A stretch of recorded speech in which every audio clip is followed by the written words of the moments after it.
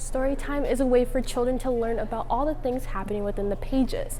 But for the month of June, this story is something that happened 161 years ago. And even if a driver is doing everything right behind the wheel, they can't always anticipate a child's actions, making these types of incidents difficult to prevent.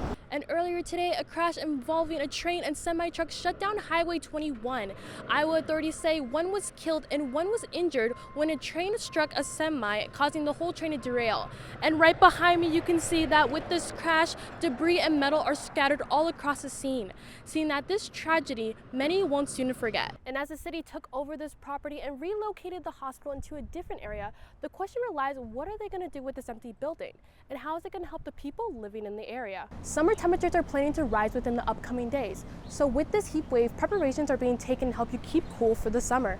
With this new law taking into effect, Andrew says that it's a step backwards, and officers should be aware of the situation and having that cultural context. Rag bicyclists make their way from Guthrie Center and other towns to right here in Prairie, Iowa, as thousands gather for this year's Day 3 Meetup Town. Now we speak with organizers, and they tell us that here in Prairie, Iowa, there's a lot to expect, even though that is a small town filled with about 8,000 people. 25,000 people are making their way, and they are here for an experience of a lifetime, including a water slide and a mechanical pig. As Des Moines faces millions in potential budget cuts, we speak with a firefighter, and he says with these decisions, it can impact real public safety. From soldiers to nurses, this organization travels across different states to share stories of Vietnam War veterans. Now they say it's an honor to remember those who made the ultimate sacrifice for our freedom. If this was happening to the white community, it would be crisis. This is NAACP Iowa, Nebraska President Betty Andrews. She gives us her frustrations to the new law that Iowa police officers are no longer required to take annual classes on implicit biases. Considering that Iowa has over decades, not just a few years, over decades, led the nation in the disparity when it comes to locking up people of color, Black people in particular.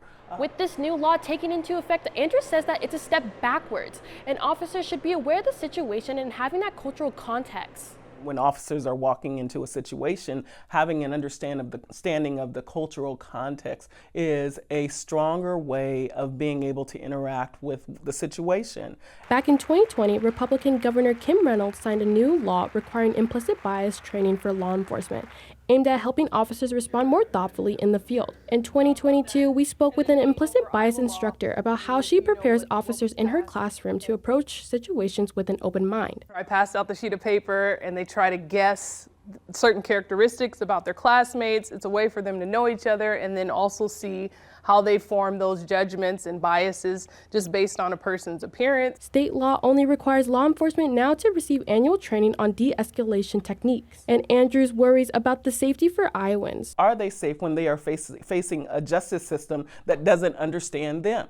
And that question, for many people, the answer is no. Andrews says even though this law has passed, there's more that people can do and understand about the justice system. People need to make sure that they are continuing to lobby and talk with legislators, but also their local law enforcement as well as their city councils to make sure that these trainings do not go away. Andrew says with this new law, police departments are still offering bias prevention training.